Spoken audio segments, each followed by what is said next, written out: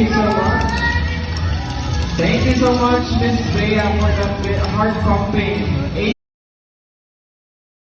Kumakain pala sila, di ba masigaw? Again, thank you so much guys for spending this day with us. I hope you feel refreshed, energized, and empowered. And happy women.